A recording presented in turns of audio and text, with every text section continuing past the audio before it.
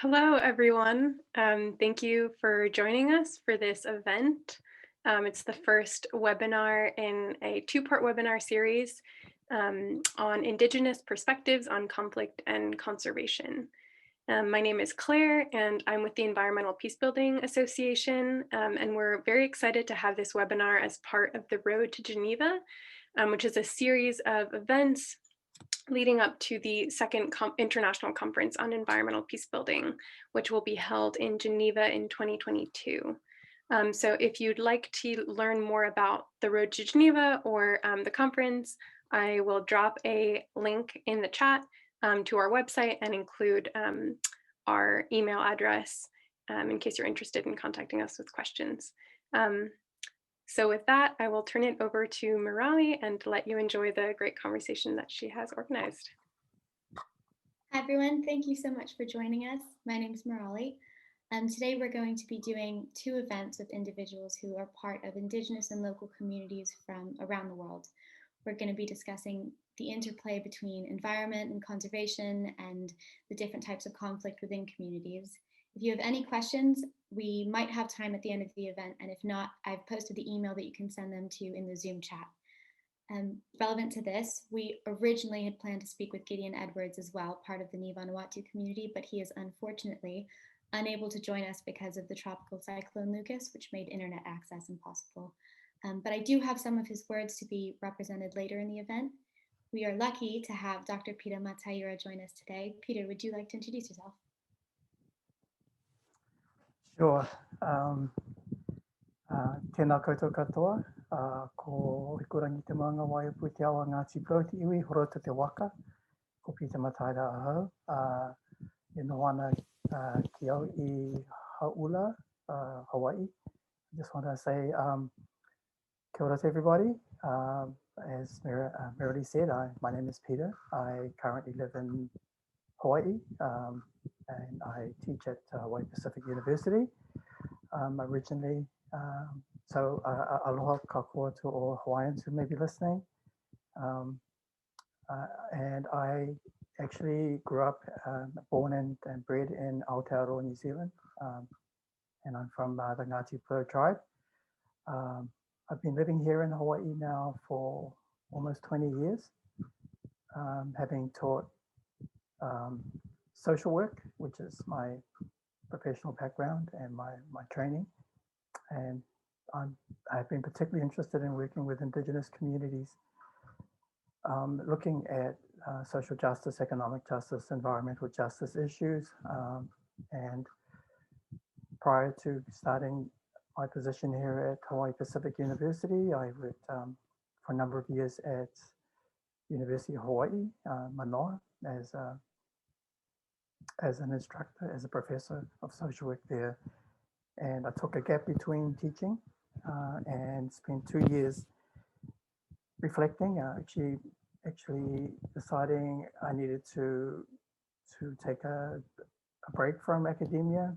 As an Indigenous person, you kind of have to rethink, kind of what's important to you. So I did that, and I had the great opportunity to work for, actually still at the University of Hawaii, but at the medical school as a health researcher, working in the area of disabilities, and principally or primarily interested in vocational rehab and working with traumatic brain injury. And that was a wonderful experience working with the community, and particularly with the elders, with kupuna, around areas of concussion. So I really enjoyed that. So that's me. My research is around working with communities, looking at developing or looking at how communities sustain themselves independently of government. So I'm particularly interested in economic models of development. I was centered around entrepreneurship as a cultural practice, in particular looking at heritage and entrepreneurship. So that's me, Mirali. Thank you so much. I thought we could begin today with talking about the response to conflict in communities, both internally and externally. Government administrations in countries like China and the US and Brazil have all relaxed environmental enforcements during the pandemic. Some people would argue that governments have a human rights obligation to protect people from environmental harm. Do you personally think that community sovereignty or government policy is more valuable at responding to conflict and crises within Indigenous communities?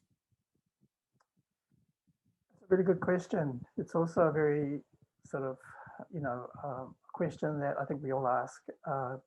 In some respects, government, because many Indigenous communities obviously have issues or have deep concerns about how government have treated them over the, periods of from colonization to now.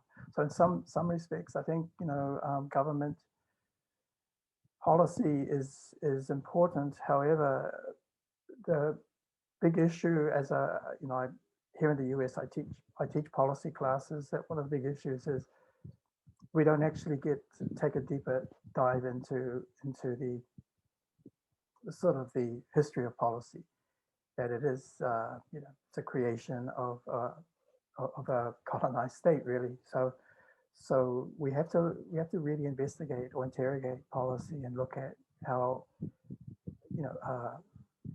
the sort of the legacy of colonization is encoded into many social policies and public policies. So we have to examine that. But I think community sovereignty or Indigenous sovereignty is clearly for us as Indigenous people sort of central to our resistance and our resilience and our need to sort of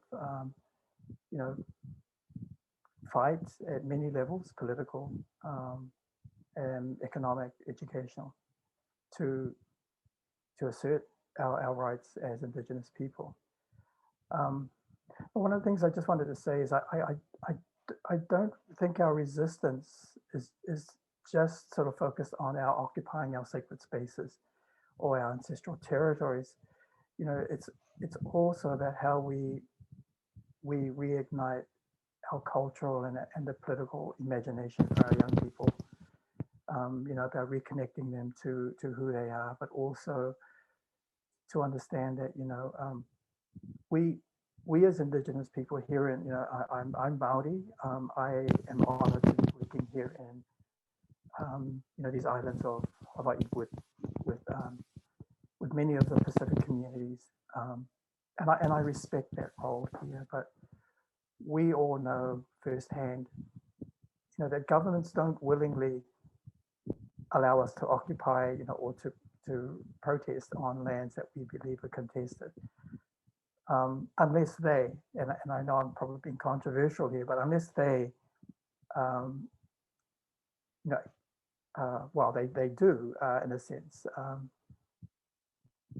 game the system, including policy, and that gaming of the system engenders sort of a public apathy, a kind of complacency, and sometimes resentment against what we as Indigenous people fight for. And of course, this is aided by a biased media who often, if you look at many of the stories that portray our fight for our causes, and either in Aotearoa or in Hawaii, in South Dakota, that how we're portrayed is, we are, that it's like violent protests, that we are protesters, we're not protectors of our land. And so we in some ways are engaging and have to engage in what the narrative is. And as I mentioned, that happens all the time. For example, Mauna Kea, which is the disputed, a 30-meter telescope project, Ihu Matao in Aotearoa with the lands that were, by the that was government and developers were contesting against the landowners in Standing Rock. I mean, it's where our peoples gathered, and they were arrested, they were beaten, and to me that suggests an anxiety, sort of a white anxiety, if you like, and a fear that we are, we're trying to take away. and as we talk more, there are many examples of where Indigenous peoples are really just asking for recognition and for restoration of their rights. And what we engender a lot is backlash, and there's resentment and sometimes hatred, and racism, obviously. And my sense and my is you can't really do much with hate and resentment. Nothing of good comes from that kind of space or that place or that kind of attitude. But I'm excited that we talk a lot about resilience of Indigenous peoples, but we're actually talking about resistance. That resilience, as Mirali, we had a discussion earlier about what is that, right? And it's more than just standing up for what we believe. It's a state, right? We go in and out of resilience. It's like we as human beings, we become resilient. Our bodies become resilient when it needs to be, and then so we go in and out of that. But Indigenous resilience has built up over many decades, perhaps even centuries, of being constantly, dealing with many of the issues that the world is facing now with COVID-19. We're seeing a lot of people realizing that, who haven't experienced that kind of vulnerability, that kind of suffering that has been a part of the Indigenous experience for a long time.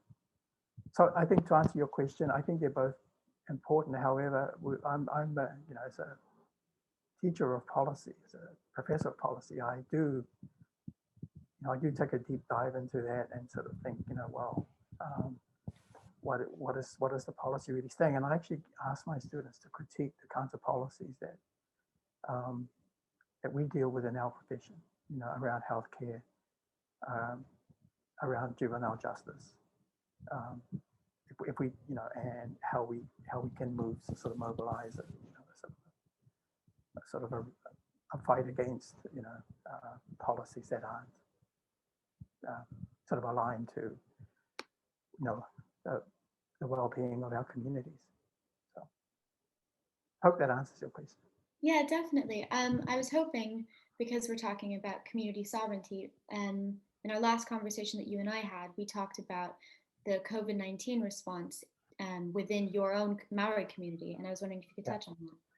Well, I know there's Māori who are who tuned in. I mean, they understand. And I, although I was based here in Hawaii, was always in contact with many of my own people from my community back on the east coast of the North Island. I grew up in a small town, Rotorua.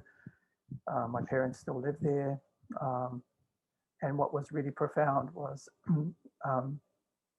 as COVID sort of became much more widespread and global, what was particularly powerful was to see Māori iwi or tribes pretty much enforce their treaty rights of sovereignty, of what we call tino rangatiratanga, which is the right to sort of make decisions for ourselves.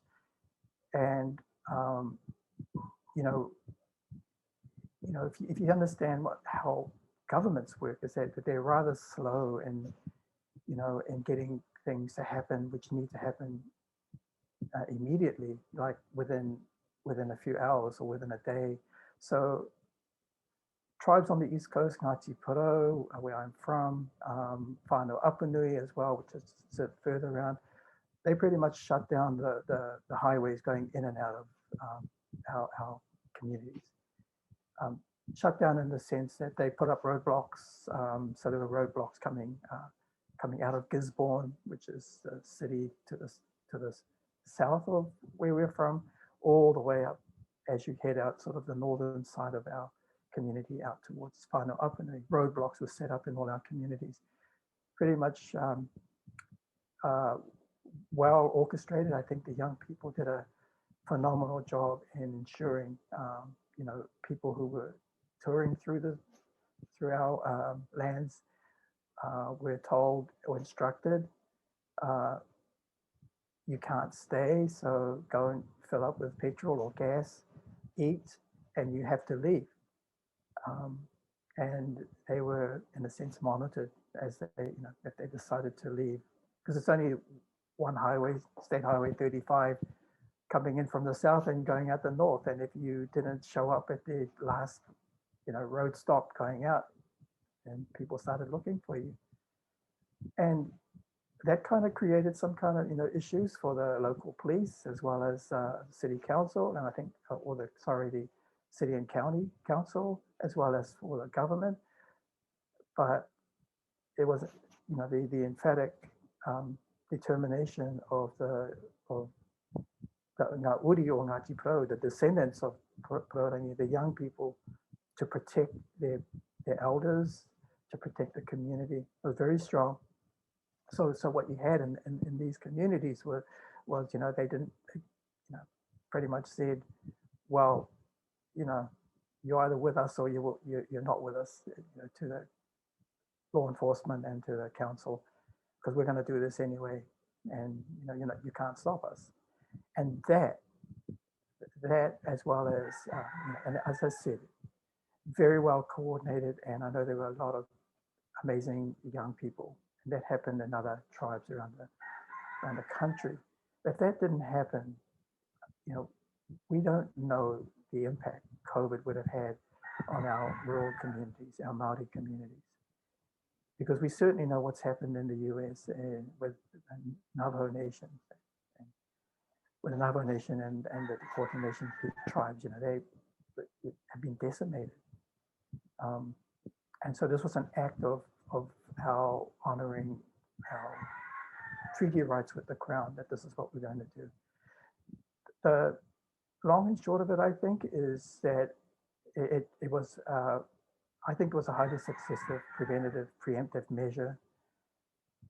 It did create some backlash, which was interesting. I mean, well, it was predictable, but interesting.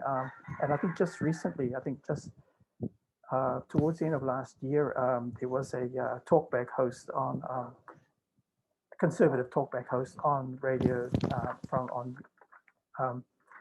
who made offensive and harmful comments in an interview, and he ridiculed Māori treaty rights regarding these roadblocks. And so he was pretty much taken to in Aotearoa, it's the Broadcasting Standards Authority, for his racist comments. And what came out of that investigation was confirmation that the police actually supported what the local community, what the people of my tribe were doing. They supported that the roadblocks, because there were several in the different townships, just to track people. So they not only tracked local people moving around, but delivery trucks coming in, tourists coming in, and they were respectful, and they were mindful that it's not about being angry at people. It's just saying we're protecting our community. As a result of that court case, that particular right wing, if you like, radio host was fired. I think December, for those comments, and also recently another right wing talkback host was fired for similar racist comments. So what I'm saying, I guess, is that it happens, right? So you put in place what you believe is a preventative health strategy to protect the community, and then you get the backlash from right-wing conservative media. Pretty much Indigenous Māori are used to that, and it's been great to see a lot of I'm always reading what's happening back back in Aotearoa. You know, here in Hawaii, the communities, like I live on the North Shore, are very protective, you know, of their themselves. Although I didn't hear of strategies like happened in Aotearoa, because everybody knows everyone, you know, in the small towns and the small communities. There was a lot of people, you know, taking care of neighbors, the elderly, and just, you know, this coming together. I don't know whether that happens a lot in cities, but yeah, I think those kinds of initiatives, those kinds of efforts are really, really important, and and organic. Like, you know, they just if you ever been to Aotearoa, you know, we have a very organic way of organizing because we're so used to it because of our marae, the way we operationalize, you know, when things happen, when we have birthdays, funerals. So we've been used to that. That's embedded in our culture. So, and I think with a collective culture, you naturally are protective of your community. In contrast to that, when you're looking at, you mentioned far right-wing politicians or government policy in general, in your opinion, are state policies inherently exclusionary? I think inherent is the word that's important. You know what COVID is really revealing to the world or to communities is just how, particularly here in the United States, right, that, you know, we've had not only COVID, but there's been a lot of issues around racial injustice, and you've seen what's been happening. I think, you know, what we're seeing is this purging of society. Policies have a genealogy, right? That, you know, and I grew up in a culture where genealogy is everything. You know, you need, you know, who are you? You know, who are your parents? Who are your grandparents? And then and we, you know, we whakapapa. We know how we're connected to others. I think policy also has a genealogy, so we need to know where they come from. And I think if you trace back, as I said, you go back in time, and then you look at how policies were instigated, or how were institutions, well, how were they created? We know, for example, that in the United States, that law enforcement, you know, happened around the time of, you know, way back when slavery happened, and then so it kind of morphed into you know, what we have now. And you're seeing with investigations going on after the January 6th insurrection that this right wing or this white supremacy is kind of DNA'd or encoded into a lot of the institutions. Now, I'm only speculating, and from my own perspective, so I don't have, you know, empirical evidence. But my sense is that that because policies are created by states, and those, like, by a government that is, you know, inherently part of the colonial legacy. In New Zealand, you know, obviously there's a lot of British influence. I think if you look at policy, and there's evidence to show, I think if you go back and you just do perhaps some kind of narrative analysis or discourse analysis of policy over time, you probably trace it back to, you know, some of the laws, like, for example, in Aotearoa, you know, the Appropriations Act for Land, the Tohunga Act, which suppressed the holders of our knowledge. It arrested our knowledge keepers back in the early part of the 1900s.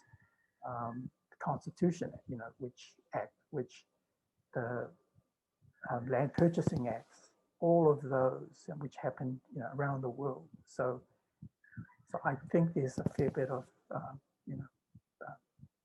there is, again, proof, if you like, or evidence that there is inherently those sort of, I don't know what you call them, I just call them the DNA of colonization, is sort of embedded or stuck into policies. You've only got to look at the legislation over time, from colonization to now,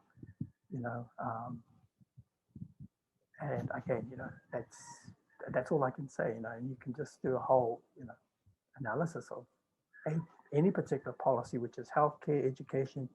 You'll see that, and I can say this for Aotearoa, you can see the inherent colonial racist threads that run through to now, and those need to be addressed.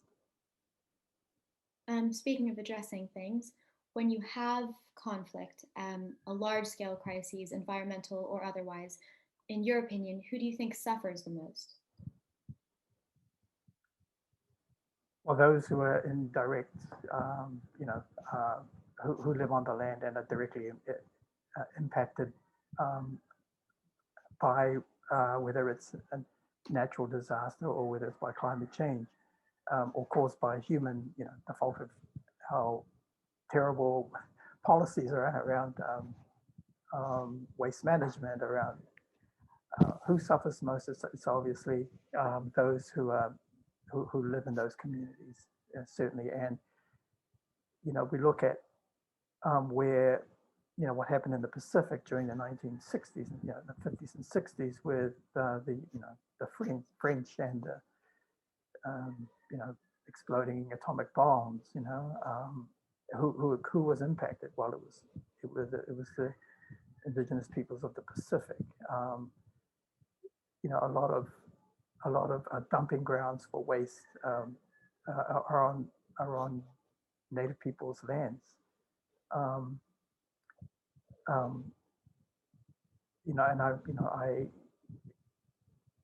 There are many First Nations and Native American lands that have been decimated by all types of pollution, right? And desecration, and that has an impact on future generations. So, it's difficult to single out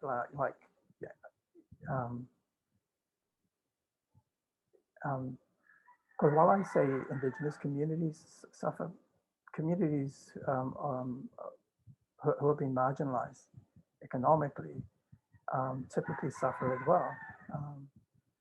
I just read just recently, so the waste management site for Oahu, this island, is on the west side of Oahu, which is sort of Waianae Nanakuli, which is, one would consider predominantly Native Hawaiian, low income area. And that community, the Nanakuli community, West Side community, are resisting because the government wants to sort of, continue dumping Oahu refuse there, and the community is resisting. But you won't see that, obviously. You won't see a refuse site and on the eastern side of the island, in other areas like, where there's wealth. It would be strange to see waste dump trucks going to, Kahala or over that side, which is, you have very expensive housing. So, and again, that's policy, right? The decisions are made to, let's build it where, there's, in some ways, they would argue probably less political resistance. Like, if you're very wealthy, you have political leverage, right? Because you have economic wealth, and then you have access to political leaders, I guess, and you can more or less say, that, what's on the political agenda is not the interests of the people of the West Side or the people of the North Shore, which are predominantly Pacific Island Māori. What's on the political agenda are, those who live in the wealthy suburbs, because they have leverage and they have access. So that's what I meant by the earlier question about is policy inherently right-wing conservative? Of course, in a way, because policy is all about conserving the status quo. Anything that's radical, that's outside the agenda, the policy agenda, is kind of like, we don't want that. There's a big debate here right now happening in Hawaii with the state wanting to build a $500 million new prison, and there's a huge resistance from the community about that. Why does Oahu, or why does Hawaii need a $500 million prison? We should be talking more well, it sounds progressive, but it actually makes sense. What are we doing to rehabilitate how people who violate the law? What are we doing to reintegrate them back into our community, back into their families? There's a wonderful project here that's been organized, or that's run out of the Warden of the Youth Correctional Facilities is an amazing, innovative Hawaiian thinker whose focus for young people is to rehabilitate them, to reintegrate them back into their ohana, to their families, to teach them skills. This is the Youth Correctional Facility in Kailua, which is on 400 acres of prime farmland. So they have cattle, so they're looking at generating revenues from that once, and hopefully the bill will get passed to allow this facility to become a revenue generating social enterprise.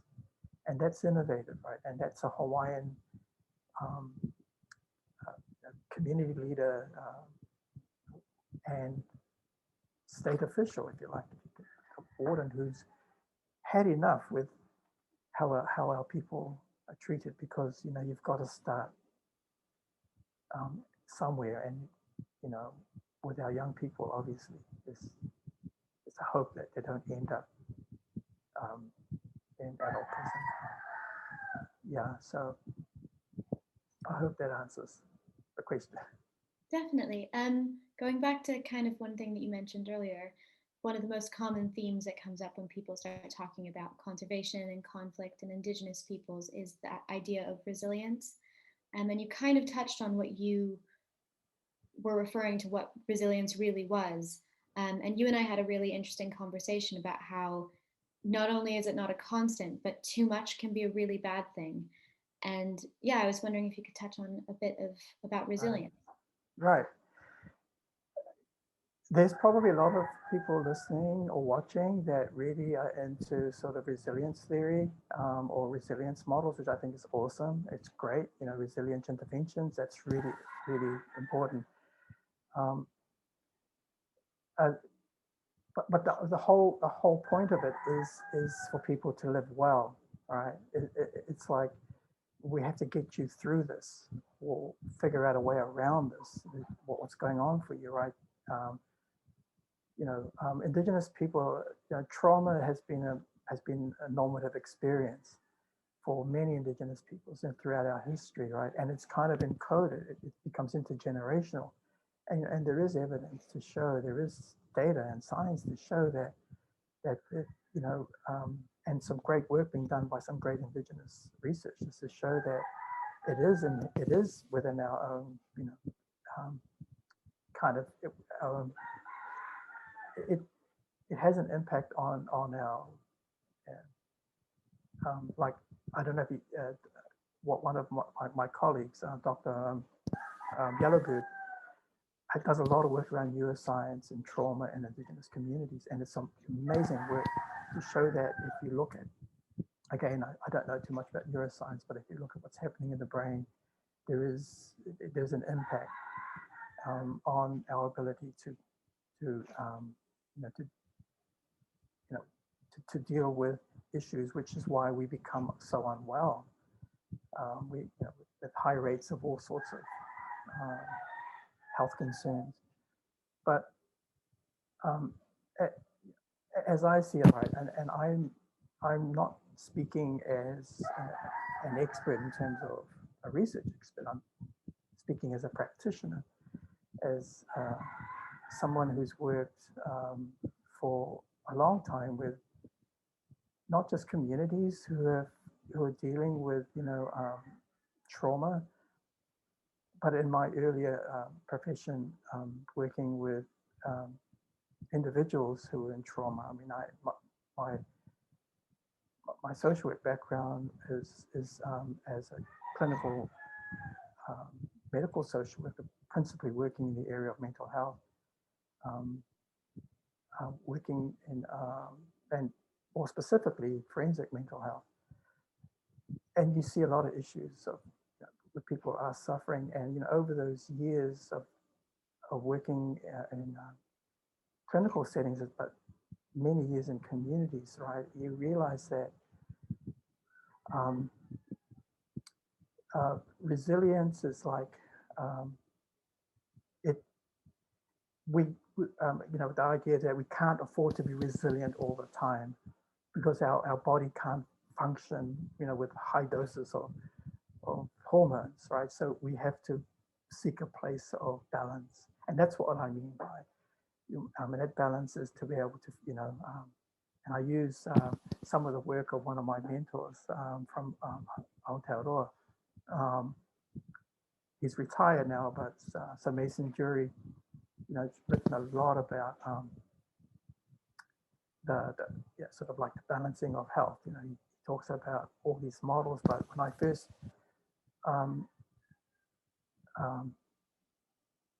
started to sort of, I would go and see Dr. Jury when he was a psychiatrist at the, I was a student, but I would go and visit him because I was interested in mental health, and would go and talk to him, and he would tell me, he actually used a proverb, which is from my community. It's what we call a pepeha, which is speaks of a little child who was growing. It was penned or written by one of my ancestors, Tāpira Ngata. And he wrote it for a young child who was about to go to school in Māori. But essentially what it said was, you're going to grow up in a world full of so much that is good and so much that is not good, right? It's going to be a tumultuous world. And here are the three things I leave you with as you grow. And of course, this is, Dr. Jury wrote about this as sort of like, this is what mental health, the state of being wellness is. And the first thing that Apira Ngata said in the proverb was, grow up a child in these days of yours. Your hands should master the arts of the Pākehā. And in today's term, that means go and get educated. Education is the key to your future. Be educated. Become the neuroscientist. Become the epidemiologist. Become the storyteller. Become the nurse. Become the doctor. Become the farmer. Become the best at what you can, but you need to be educated. So learn the Pākehā or the white person's ways. Like go to school and become really a good learner. That's number one. Number two, he said, ko tō ngākau ki ngā taonga a o tipuna Māori he tiki tiki mō tō mahuna, which means never, ever, ever forget who you are as Māori.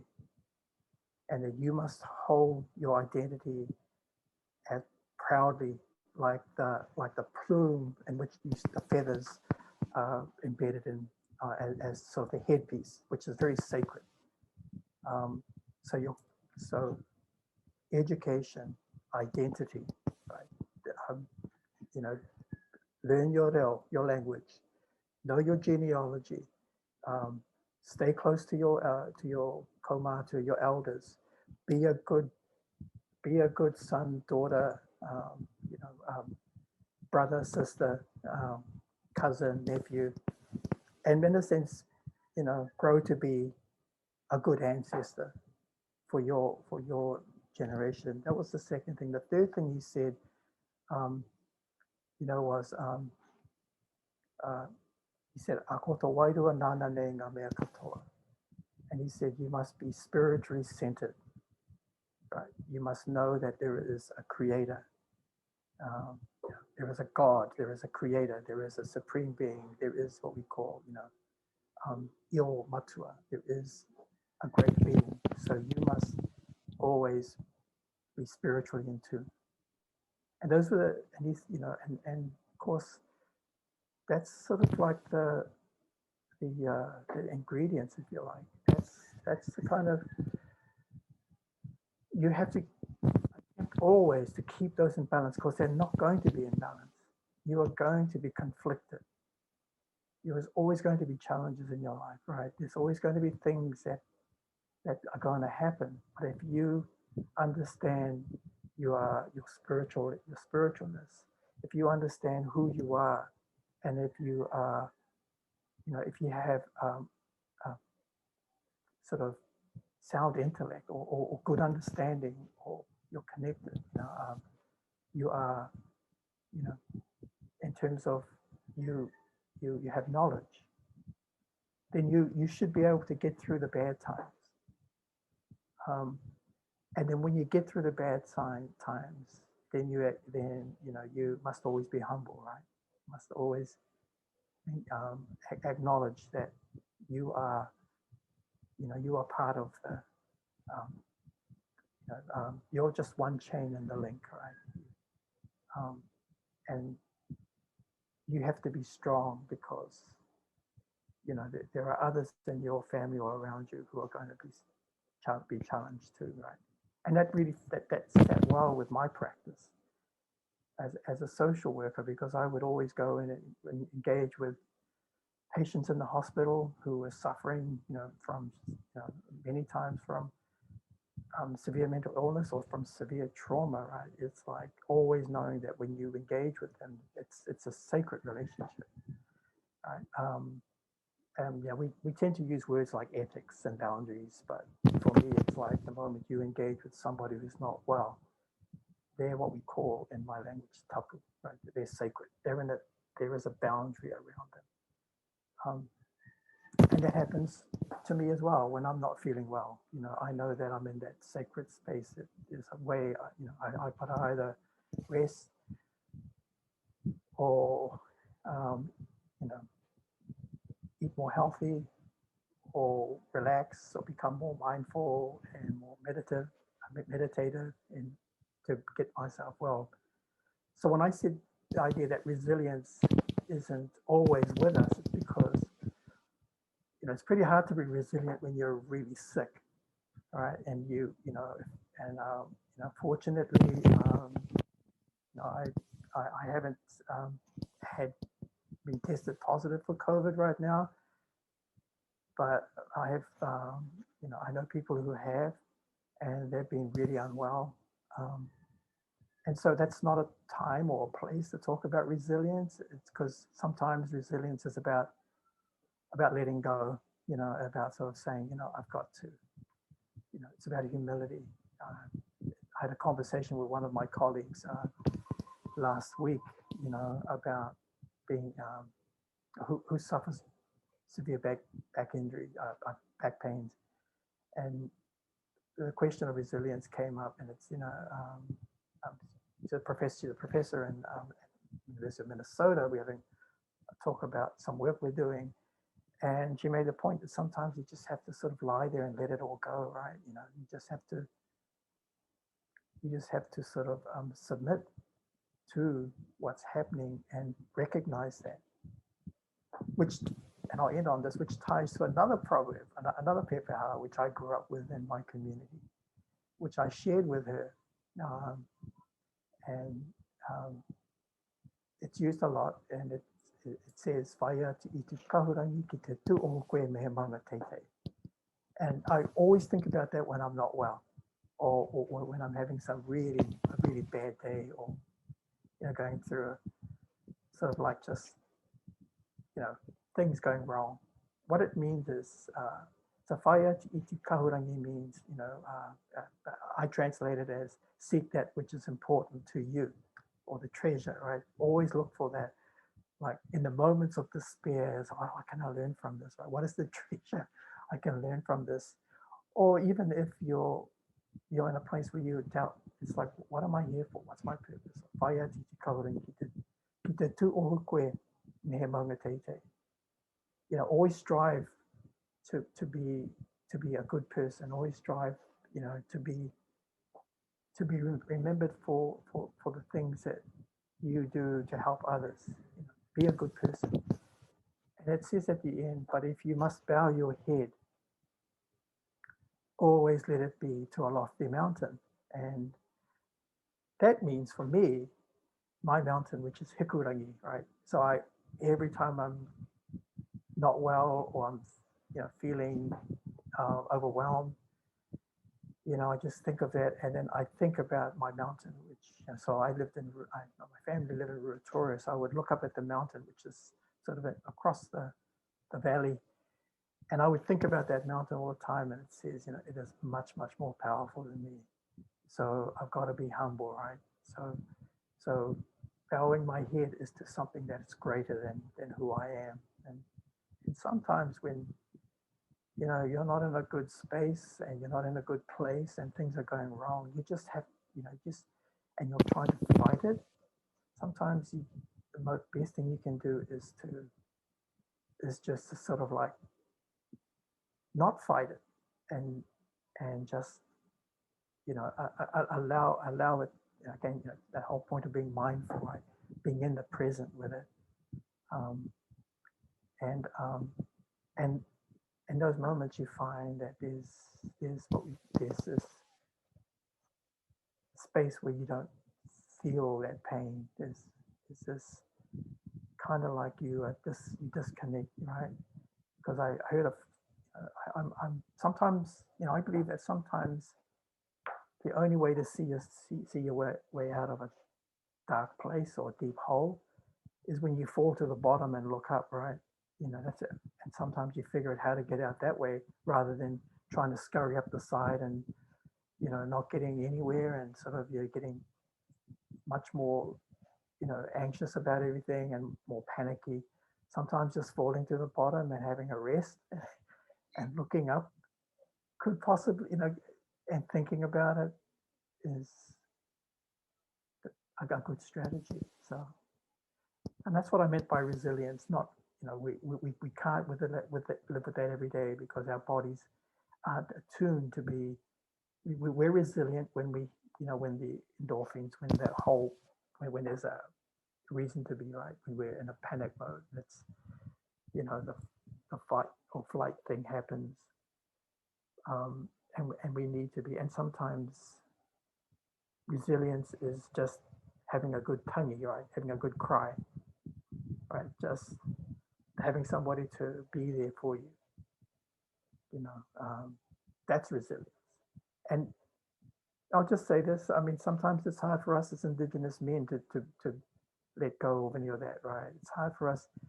And so we have to figure out for us as men how we become more attuned to those things like our feelings, our emotions.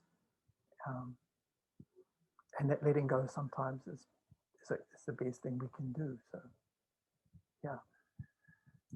You have insight into not only Maori worldviews, but like you've said, of Native Hawaiian perspectives from your 2 decades of living and working there.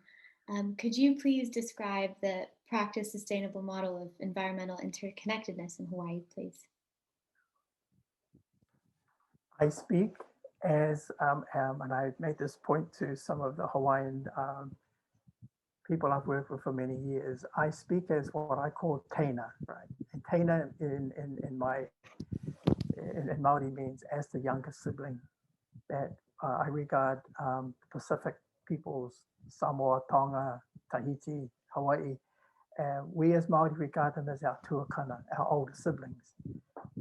Because in the Great Migration, the fleets that waka, the canoes that sail to Aotearoa. I mean, you think about it, Māori are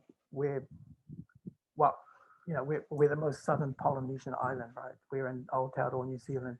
There's nothing between us and Antarctica, which means it can get really cold. So we had to adapt, and we're the only Polynesian people that have 4 seasons, right? So we have, so we build our resilience around sometimes our environment. So we've had to endure. Our people, my people of Ngāi the South Island, have to endure a lot of hardships environmentally, and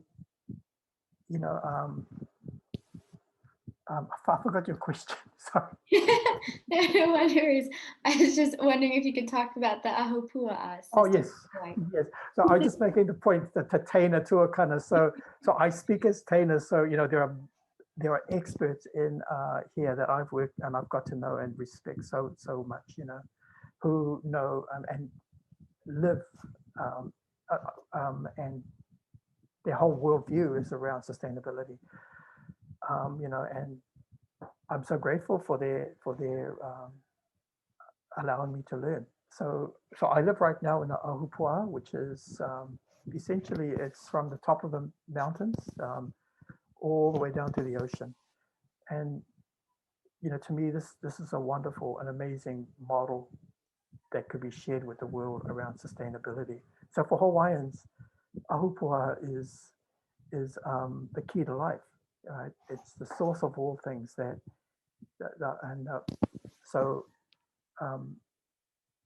it is a sustainable system.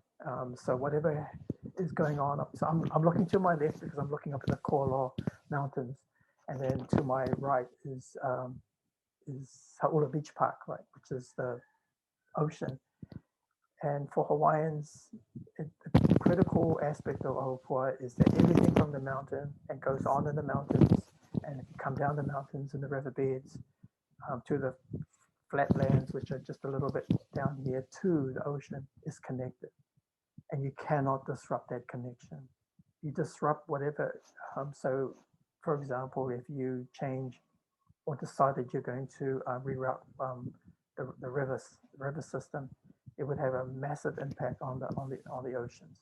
So Hawaiians know that you cannot whatever you're doing on the mountain will have an impact for what goes on in the ocean, and that makes a lot of sense, right? It's a sustainable cyclic system. Also running from the mountains to the oceans underneath the land are these huge lava tubes, right, that have been formed. And so fresh water in certain places drains directly from the mountains into the ocean. And so that's an amazing kind of way to, so fresh water is running from the tops of the mountains all the way down, 200-300 meters, sometimes out into the ocean, and that feeds a lot of the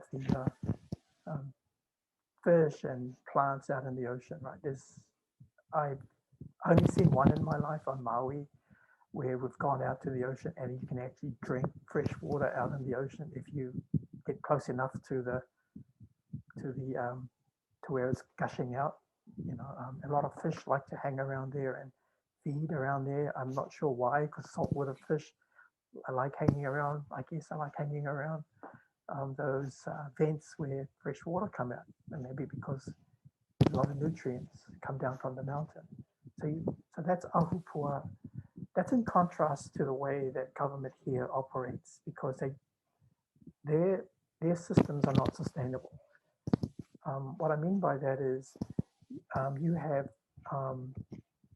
all these different departments that are set up to pretty much silo off different aspects of the land, right? So what happens in the mountains and in the forests and the government agencies that are responsible for those have no communication or have no way of talking. They don't even talk, I guess, to the people or to those officials from the government departments that are concerned about the beaches and concerned about the you know, the fisheries and the ocean, right? And so while you could think of Ahupua as a sort of a vertical system, you know, from mountains to ocean, oceans to mountains, and you could think of government systems as more kind of horizontal, right? They kind of separate themselves and they create their own, you know, agencies around specific kind of, you know, there seems to be no relationship between agencies that take care of the oceans and the agencies that take care of the mountains. Very kind of siloed and lateral kind of organizational models, I guess. And the Ahupua'a is also not just a sustainable ecological food system, it's also, you know, there are also some really important issues around economics, right? You know, in terms of this cyclic model, that economically it makes sense for say some of the land-based and like, for example, Ma'o Farms, I think, practice Ahupua'a, which Ma'o Farms is a great organization on the west side in Waianae, who is a social enterprise organization that help young people. They grow they grow crops, and they practice Ahupua'a because they understand the impact that the mountain has on their crops, and they market those crops, they sell those crops to high-end users, and they use that income because they're social enterprise to help young people go off to university and get an education. They also learn the skills in food production and you know, inventory and marketing and in finance. So those practices, you know, those models that Hawaiian use, and Ma'o Farms is one of many sort of well-run native organizations or native businesses that practice Ahupua'a, and those that don't, you know, are struggling right now because of, you know, restrictions due to COVID. So it has an economic impact as well. And I know that there are other types of models around the world like that indigenous peoples practice. So, you know, I think there's a lot that the world can learn from what sustainability means to us. And speaking of which, through the pandemic, people have been talking about changing world models, and some are going so far as to prioritize well-being over economic growth. But in the past, Indigenous knowledge and observations have often been ignored or dismissed by Western science. How do you think that Indigenous worldviews can play a part in this potential transformation? Yeah, it's a good point. Again, I speak from my place, right? My understanding, my knowing. I do not, you know, I cannot speak for other Indigenous peoples, but from what I have seen, for example, I mean, I think there's a lot of there's so much Indigenous communities, Indigenous cultures can offer the world, and yet for some reason, you know, we kind of, as I mentioned earlier, ignored. You know, there are the UN, I think, already made statements about the importance of Indigenous knowledge systems in helping the world kind of heal and recover. You know, Indigenous people, we're so connected to our, I guess, our lands that we are protecting our ecosystems. That we're also part of that, you know, that mindset that is, we are interested in developing and maintaining sustainable economies as well, and enhancing connections between our sacred lands, our cultures, and employment opportunities, and how to, you know, utilizing our knowledge systems, you know, and develop, you know, how that can tie into environmental conservation practices for, you know, to protect and manage not just our lands, but you know, lands in general. we saw in Australia, for example, I think in 2019 with the massive bushfires, I recall seeing and sort of the Indigenous or the Aboriginal experts on coal fires or on native bush burning, telling the fire services that they've got it all wrong. If they wanted to control this outbreak, you've got it all wrong. Everything that you're doing is contrary to what you should be doing. And now we're seeing the Australian government and their fire services training are now integrating a lot of those. I think that the Aboriginal term is the coal burning. How you can these bushfires should never have happened, and they did not happen when before the country was colonized. So these ancient fire techniques and sort of like coupled with I guess modern technology, drone surveillance, for example, are helping improve environmental outcomes for states like Queensland, because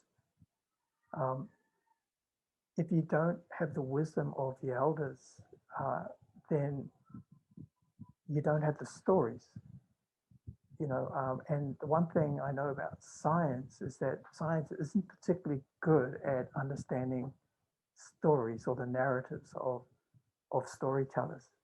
And yet contained within that narrative, or, and I use the term again, encoded in those narratives are some really important lessons. And and now after they estimated, I think I heard somewhere like 1 billion animals, native animals, animals were died as a result of those huge bushfires, and people died as well. And it, the land heals itself. But when the fire services did not listen to some of those experts or Indigenous knowledge around how you are supposed to control fires, that was the net result. And I just want to add to that. Just late last year, I sat on a journal as a part of an editorial team. We had a special edition on COVID, and we wanted to hear the stories from Indigenous communities about the implications and impact of COVID. And we asked contributors to, they did not need to write an academic, empirically researched paper. We wanted to hear their stories.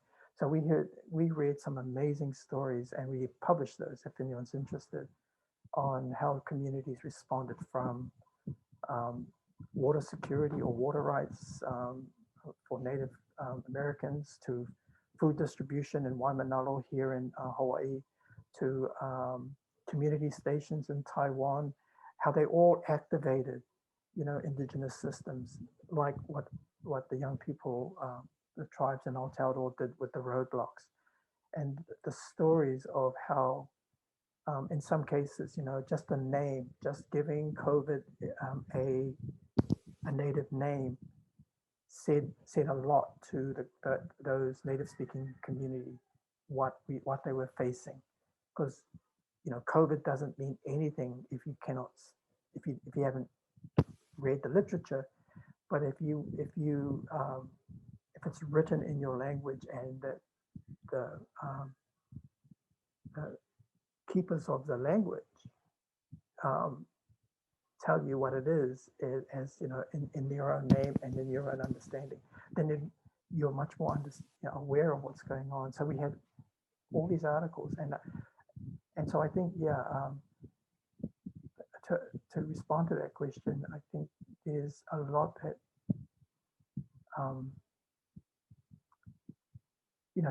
here in the Pacific, we consider ourselves really the largest continent on Earth, but because we have, and our understanding is that the ocean doesn't divide us, we're connected, right? It connects us. So so we were, we in here in the Pacific, North and South Pacific, we have that kind of understanding that we share the ocean, right? And that we have to take care of it. I know I'm jumping around. There's just one thing I wanted to add, and I know right now there's some dispute between the North and South, or Northern Pacific and Southern Pacific, with the Pacific Interest Forum. And I understand that frustration because the Southern Pacific tend to have a lot more influence because you have sitting at the bottom of the Southern Pacific, Australia and New Zealand, Aotearoa, and they tend to wield, because they have outsized power, right? They're like bigger, tend to wield a lot more influence. So those on the north feel a little bit left out. So I just read recently that Palau has withdrawn from the Pacific Forum, Interest Forum, and there's a possibility that the Federation States of Micronesia might do the same, because then they feel they haven't been, their voices haven't been heard. Nauru may do the same, because they don't feel they've been heard. So there needs to be it just happens, right? That, and I don't really know how to answer that. How do we deal with power that it's wielded by those countries that have more influence? Because New Zealand and Australia have influence, so they typically will support a Pacific nation that has connections to them. And right now, we're seeing a lot more influence being wielded by them. So yeah, I just worry sometimes, or I just get concerned sometimes that in the initiatives that we, that our Indigenous peoples come together collectively and we share common understandings about how we're positioned, but there's a great deal of influence. I know, I think we talked a little bit about what is China's influence in the Pacific right now. Historically, the biggest influence have been those who have colonized: the French, the Americans, New Zealand, Australia. Have wield a lot of political influence, and I do worry. And it's really unfortunate that Gideon isn't here to share about what's happening on Vanuatu, but I'm sure he would agree that there's a lot of politics going on, that if you're not big enough to assert your voice, then simply you just get ignored. And I don't know how we deal with that. Yeah, speaking of, he did mention some things over email that I can bring up right now. There is that dangerous or damaging narrative that's often perpetuated of Indigenous and marginalized communities needing saving from outsiders or Westerners or colonizers, which we've talked about before. And in our chat separately, Gideon mentioned how important it is for him to ensure that local community members play significant roles in solving environmental issues and other issues, and are trained to maintain their own environments independently. So I'll put up his statement here for anyone who wants to read.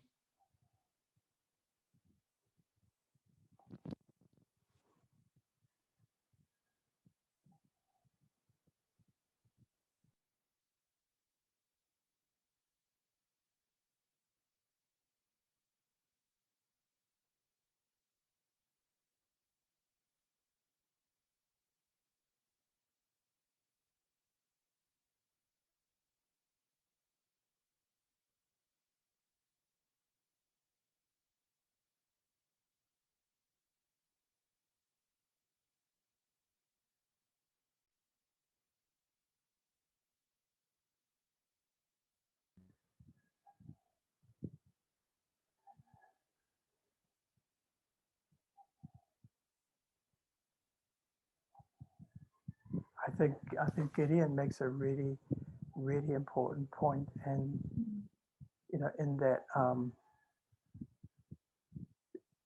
understanding, there needs to be an understanding that the experts are from the communities, right?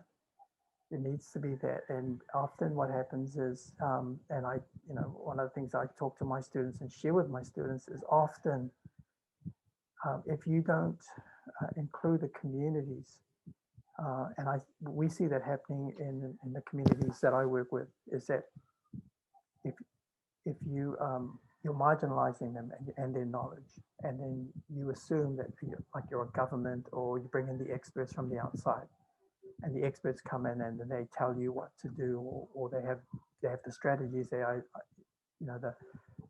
obviously they're resourced to do that. What that tends to do is it tends to despirit the community. It creates this, the community, and it makes them, they become passive in what needs to happen. And that's the worst possible thing that happens, right? Is to go into a community and then take away their spirit, because, you're the expert. Best thing, that we could possibly do to help a community, whether it's an Indigenous community or not, is to seek out the experts. And I don't mean qualified with degrees. I mean, who is the expert in the community that knows how to talk to the fish, right? As Auntie Punani Burgess would always talk about, a young boy whose skill was talking to the fish. He felt he had no talent, but he was a great fisherman, and he could talk to the fish. So who talks to the fish? Who knows how to that kind of expertise, and then you give them the opportunity and the power and the resources to make the decisions for them. Who knows about climbing trees, or about the fruit, about the mangoes, or who understands the insects, and then they become the researchers. And so our job, one of the projects I work on all the time, is about training the community to become their own researchers. So what Gideon is saying is that when government comes in, I'm sure Gideon and all the people of his village and town know how to deal with the damage to the reef. But somebody from outside is going to fly in and then tell them and bring all these resources, right? I recall an experience I had when I was working up the Kalihi Valley at Ho'oulu Aina, which is an amazing project. And I was there doing an evaluation with my colleagues, and we had some students with us, and we decided to go and help out in the garden. So we were helping one of the workers there plant kalo, and while we were planting, he was telling us the story of what happened when a UH professor of ecology and an expert in planting came up to do what we were doing, and told him and the other workers that they were planting the kalo wrong. And he was telling us that when you plant it, because it was on a slanted hill, you plant so they were planting with the roots facing up the hill, right? And this expert from the University of Hawaii with a PhD, non-Hawaiian, came up and scolded him and said that you must plant the kalo with the roots face, sort of coming down from the, not facing upwards. And so he told us the story. He said they all agreed, but they didn't listen, because they knew, right? So a few weeks later, or a few months later, she came back, right? So all the kalo that she had planted were all dying, and all the, and what he was telling me was, all these experts come in, they don't really know. They can't read the mountain. And he said the reason why we do it this way is because we know where the water tables are. We know where the water flows here. And we know what's going, we can see, the old riverbeds and the ancient kind of rock walls. We know where they are way up the valley, because it's pretty steep and rugged further up. she had no idea, right? But she just came, and I think that's what Gideon is kind of getting at is, you know, there's going to have to come a time when a lot of these government agencies have to concede that we aren't the experts. You know, we have to give that to the community, and I think it takes a lot of like committed people like yourself and others, and you know, who understand that we have to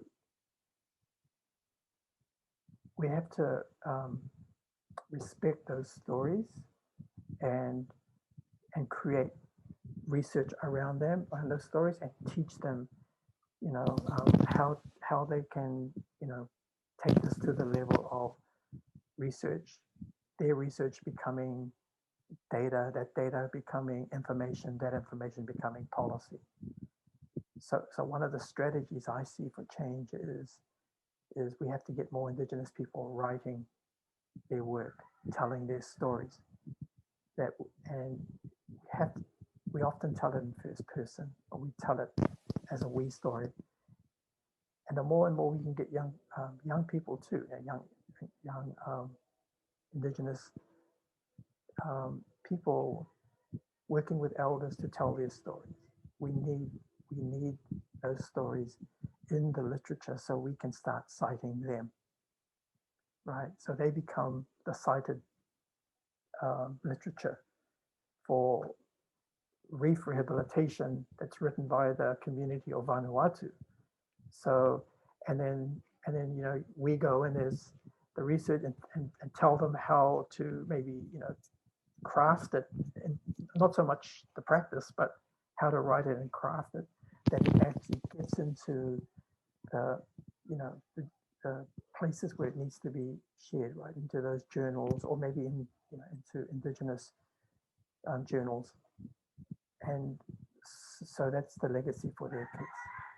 And so I'm on this mission, I'm sure a lot of others are, to, if you want to decolonize science, you know, if you want to decolonize the academe, then we encourage more and more of our Indigenous people to write, so we can cite their work in our work. So they have validation because they have citations now, which, and you know, which is important. I mean, maybe not for them, but certainly in getting their narratives into the scientific community. And that's kind of like something I've been kind of supporting a lot of Indigenous writers to do, is write your story, tell your story, you know, let's get it published. So if I'm looking for you know, a citation on, you know,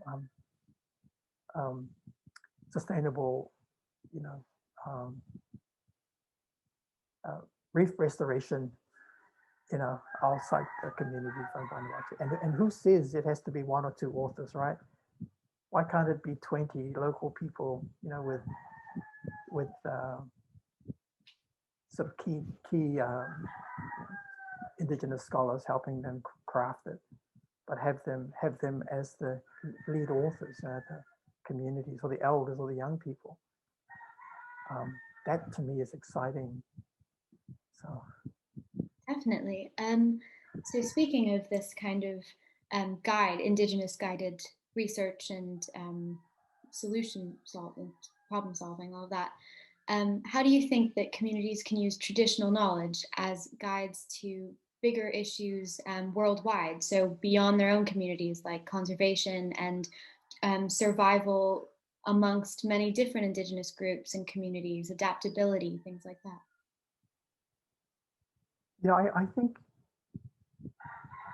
think you know how there's a lot of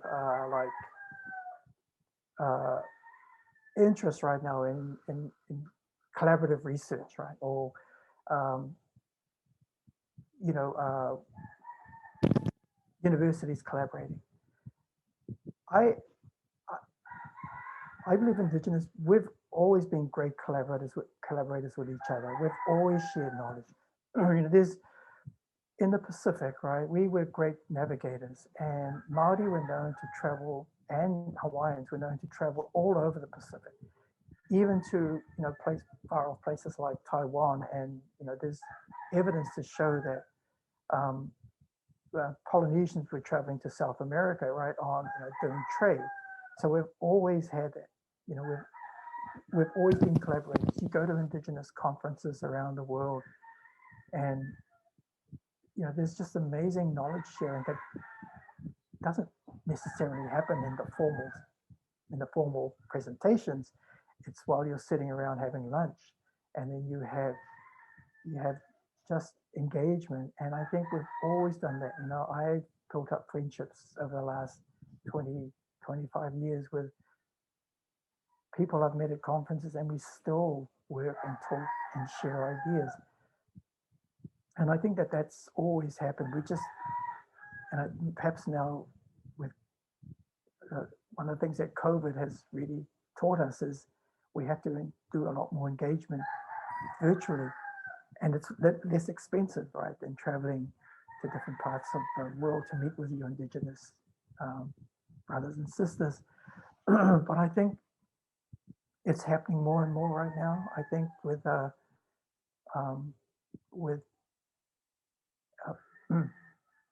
governments like to collaborate, but I think Indigenous peoples have always been. I know people who have been collaborating. So here's me talking 20 years. There are colleagues that I know in Aotearoa, people I've grown up with, who are retired now, who have had 30, 40, 50 years of collaborating with who are now elders in different parts of the world. And I think we collaborate not as it's not just collaborating on a project as a contributor to an article or as an expert in the field. No, it's more than that. We're collaborating as like family, right? And I think I just think I've seen that more and more. And I think also, Mirali, one of the things that I've been, I was going to say witness, but I've actually felt is where Indigenous people are done with just the talking stuff, going to a conference and talking about, what you're doing. It's like, we need tools, we need access, we need your political, your social, your economic capital. We need more than just, and so how can we share our political capital with you? How can we do more collaborative work around, the developing of our economies? Because we are, as collectively worldwide, Indigenous peoples are, have a great deal of economic capital. Some of it isn't realized, but some of it is. It's becoming more realized now. That if we imagine if Indigenous nations got together and decided to create their own, banking system or their own economic models, right, of sustainability. And those conversations have happened in the past too. I need to say, right, there's been great ideas, and perhaps they hadn't reached their time. But I mentioned earlier, that we have to sort of reignite the cultural and political and perhaps economic imagination. What does it mean to be Indigenous? I think that's really important. And when I catch up or I meet my colleagues prior to COVID, we didn't talk business. We talked about as family members, right? It's like for example, I had the great opportunity to meet co-chairs of a conference that began here in Hawaii in 2007. It was an Indigenous conference on specific related to social workers. Indigenous conference, the Voices of Indigenous Social Workers Conference. And so when we all met, it was just meeting family, and good to see. This was in 2019, and there were 5 of us. just to catch up and have lunch and talk about family and how you're doing, you know, and when we do connect, you know, it's not just work, it's how are you doing, you know, what's going on, what can I do to help, you know, what can we, how can we collectively support others, you know. So I think it's happening more and more, Mirali, that, you know, it's a connection,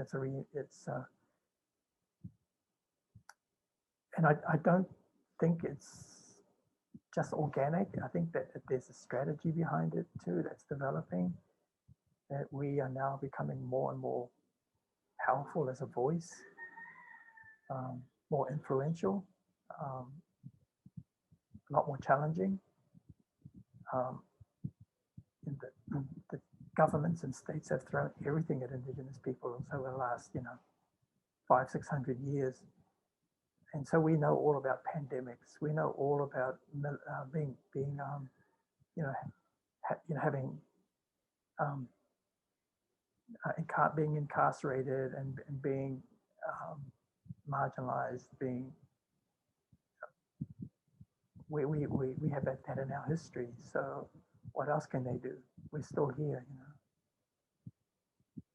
And you've previously written about Indigenous entrepreneurship, which could be an avenue for Indigenous people to explore their own capacity rather than, like we've been talking about, you know, that dangerous narrative of someone else coming in and saving them and making them money and protecting them. What could you tell us about Indigenous entrepreneurship specifically? Sure. I mean, you know, it's a concept that has been around for a little while. It was the topic of my doctoral thesis. It was specifically around Māori entrepreneurship. I was interested in, you know, I'm a social worker, right? So I delve into this idea of what does an entrepreneurship mean. That you know, I guess what I was actually arguing that the worst place to teach it is in a business school.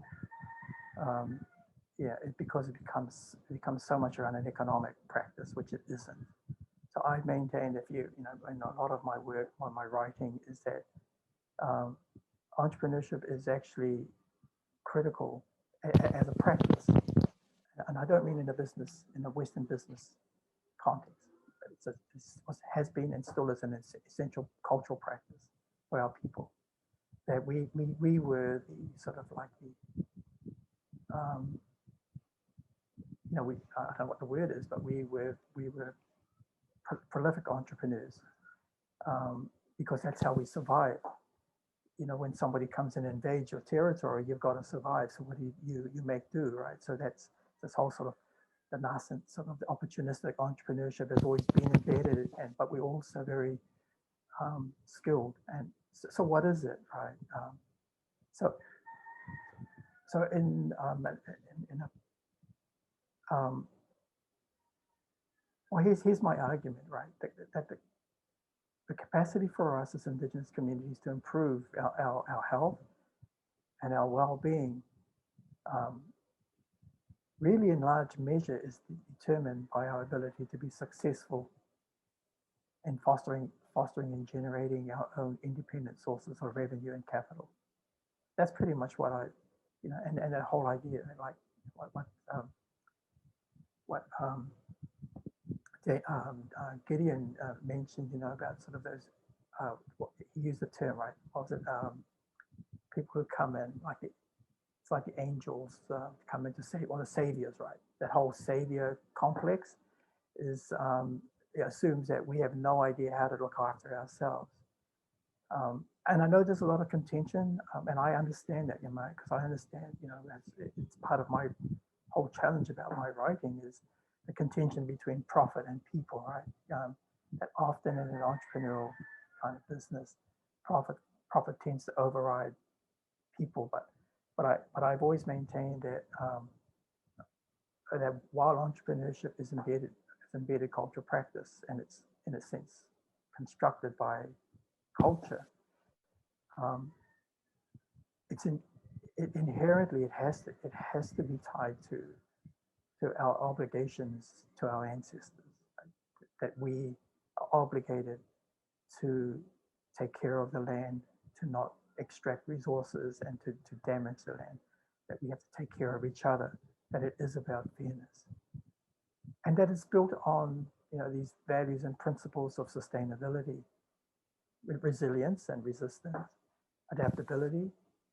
There is a science, an Indigenous science that's wrapped around these practices, and it's replicable because it transcends, it moves over time, it's intergenerational.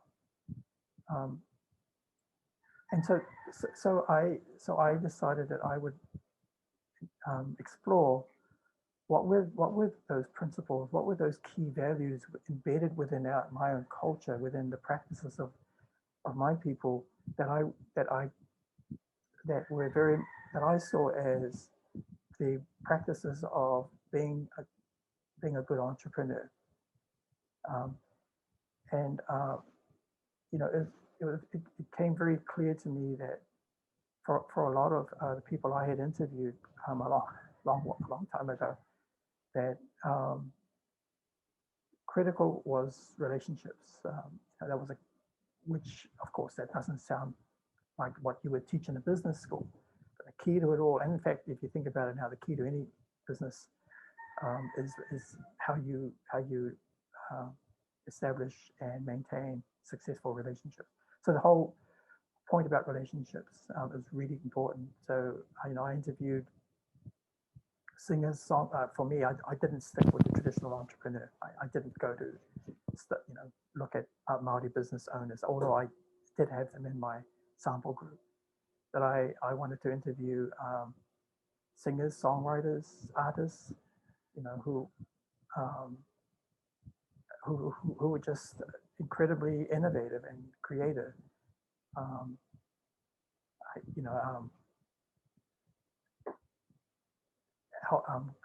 Elders, Kaumatua, who I felt were just inspiring as leaders, and I defined my criteria quite openly, and so I had that. I wrote about that, but a good part of my PhD was a critique of capitalism, of sort of the whole capitalist model and sort of the structures of capitalism, like the institutions, the agents of capitalism, and so it kind of like swung a little bit more deeply, around sort of the critique of the system rather than exploring. But I felt I needed to do that. So I guess for me is trying to encourage a lot of other Indigenous people to start looking at, and I started co-wrote an article a while back, and we explore this idea of heritage entrepreneurship with one of my she was a convener for my PhD, Dr. Anne de Bruin, who's a great amazing scholar from Massey University back home in New Zealand. I wanted to mention her because she inspired me to explore this, and so the idea of heritage entrepreneurship really ties in with the whole intellectual rights and property rights of our people. And it's like, why are so many non-Indigenous companies making massive profits from our our artifacts, our culture, our knowledge, and how can we protect that? And the idea is we develop our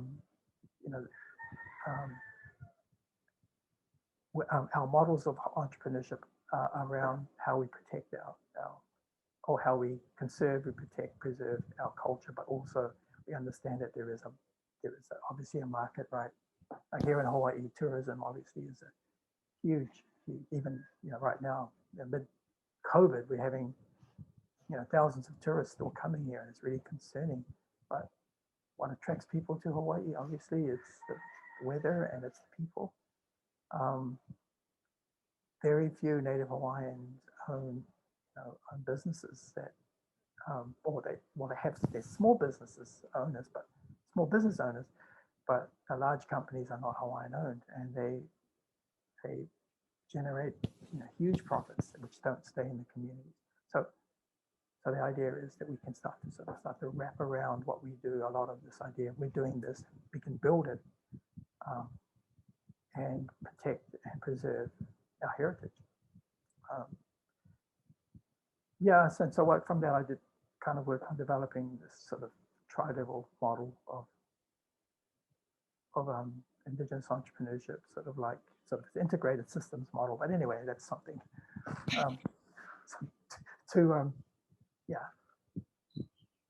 Thank you very much. During our conversations and the past discussions that we've had, a reference was made to Dr. A.J. Ernst's comments at the Indigenous Evaluation Conference, where he spoke as Executive Director of the National American Council on Excellence. And we thought it might be a nice thing to leave you all with. So Dr. Ernst asked, which is valued most today, 1,000 years of ancient wisdom or a 3-year clinical trial? Thank you so much, Peter, for discussing so much with us. Thank you, Claire, and the Environmental Peacebuilding Institute. And thank you all of you for joining us today.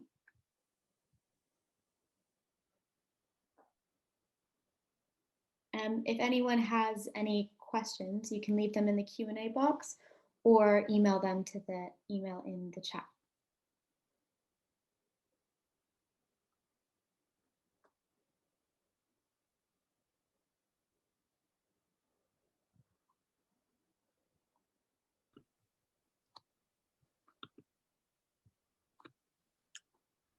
Hi, as we wait for questions to come into the Q&A, so feel free everybody to drop your questions in there or just in the chat.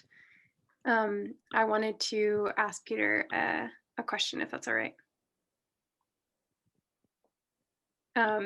So one question I have is kind of building off your point about youth and engaging youth. So I'm curious to hear from you more about the ways that you've seen Indigenous youth being brought into efforts related to environmental sustainability and environmental peace building.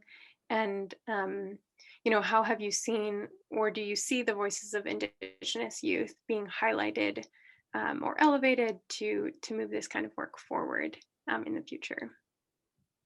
Yeah, that's a good question, Claire. I've seen that amazing work happen here in Hawaii, and I see one of the participants is one of my colleagues I work with a lot here in Hawaii. So aloha Paula.